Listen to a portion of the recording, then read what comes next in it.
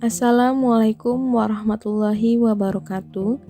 Kami peserta Latsar CPNS Kota Cirebon tahun 2021, Angkatan 14, Kelompok 4, yang beranggotakan Saipuddin SPD, Rima Kinanti SPD, dan Zara Zahra Anasa SPDI, akan menjelaskan analisis dari sistem transportasi terintegrasi di DKI Jakarta.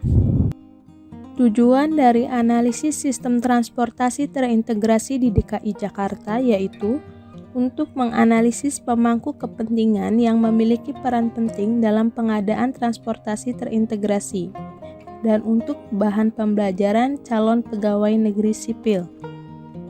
Selanjutnya kami melakukan analisis pemangku kepentingan yang pertama dengan menggunakan koordinat peran dari stakeholder, yaitu yang pertama sektor pemerintah membuat kebijakan mengenai pola transportasi.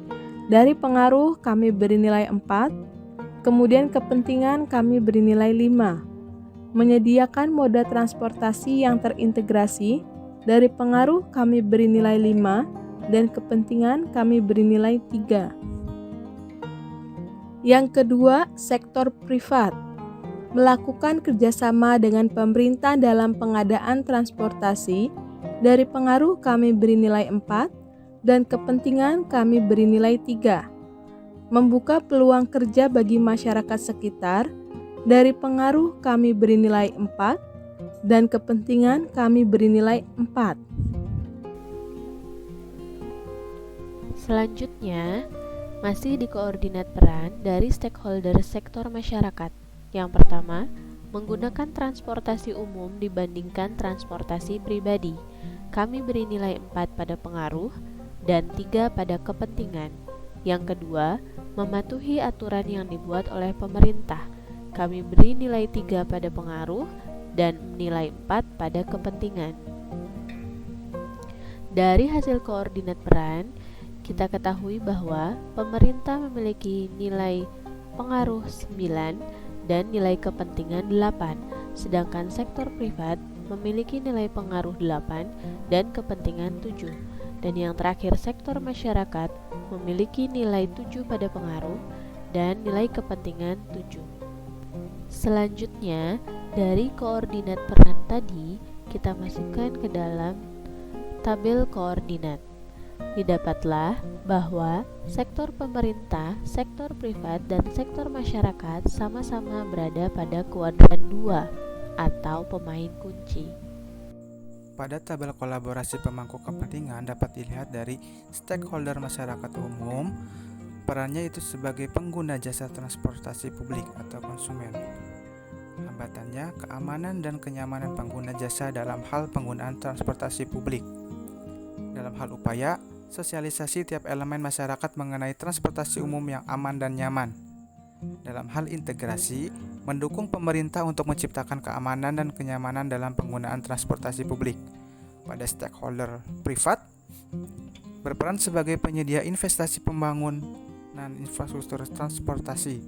Hambatannya, aturan yang tumpang tindih dan tersentralisir sehingga membuat sektor ini menjadi terhambat kinerjanya.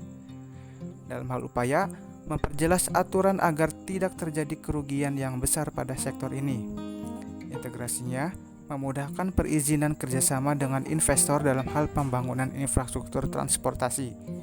Pada stakeholder pemerintah, berperan pembuat aturan atau kebijakan dalam hal pembangunan infrastruktur transportasi. Pada hambatannya, kurangnya dukungan dari masyarakat yang masih bertindak sesuka hati atau sulit diatur dan keterbatasan anggaran. Dalam hal upaya, strategi kebijakan agar masyarakat patuh pada kebijakan yang sudah dibuat dan mencari investor agar anggaran dana tidak limit. Dalam hal integrasi, peraturan terkait sarana transportasi publik yang membuat masyarakat patuh dan jalinan kerjasama dengan investor yang mampu mendatangkan anggaran yang cukup untuk pembiayaan. Dari permasalahan tersebut kami menyimpulkan bahwa peran pemangku kepentingan di sektor pemerintahan mempunyai andil besar dalam berjalannya transportasi publik yang terintegrasi karena mempunyai pengaruh dan kepentingan yang sangat besar dalam pembuatan kebijakan dan kerjasama yang diwujudkan dalam pengembangan transportasi terintegrasi. Pemangku kepentingan sektor privat berperan aktif dalam pengadaan transportasi terintegrasi. Begitu pula sektor masyarakat yang berperan aktif dalam penggunaan transportasi terintegrasi tersebut. Sekian presentasi yang dapat kami sampaikan, kurang lebihnya mohon maaf. Wassalamualaikum warahmatullahi wabarakatuh. Terima kasih.